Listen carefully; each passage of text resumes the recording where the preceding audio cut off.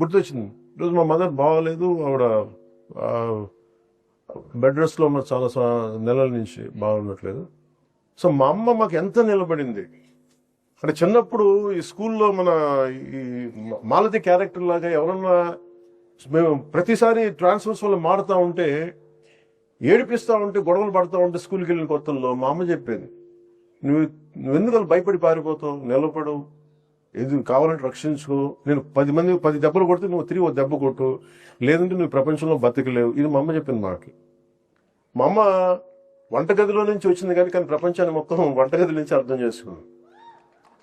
ఇది మా అమ్మకే కాదు, సగటు భారతీయ కుటుంబాల్లో ఉండే ప్రతి మహిళ ఇలాగే ఉంది. సో అలాంటి మహిళల, అలాంటి తల్లి దగ్గర, అలాంటి ఉదయం దగ్గర నేను పెరిగాను. సో అందుకని నేను సంపూర్ణమైన విశ్వాసంతో, సంపూర్ణమైన నాకు మహిళ 33% రిజర్వేషన్ మన ప్రధానమంత్రి గారి నేతృత్వంలో ఎన్డీఏ ప్రభుత్వం ఈరోజు మనకి తీసుకొచ్చింది. త్వరలో అది ఏదో రాబోయే సంవత్సరాలు అది అమలు అవుతుంది. ఈ లోపల మనకు కావాల్సింది, మీరు నిజంగా ట్రూ ఉమెన్ ఎంపవర్మెంట్ అంటే, మనం కూర్చోబెట్టి ఒక ఫెమినిజంకి డిఫరెంట్ అర్థాలు వస్తున్నాయి, కానీ ట్రూ మనకి ఎంపవర్మెంట్ అంటే the greatest example is Lakshmi Murudeshwar puri గారు. అంటే మీకు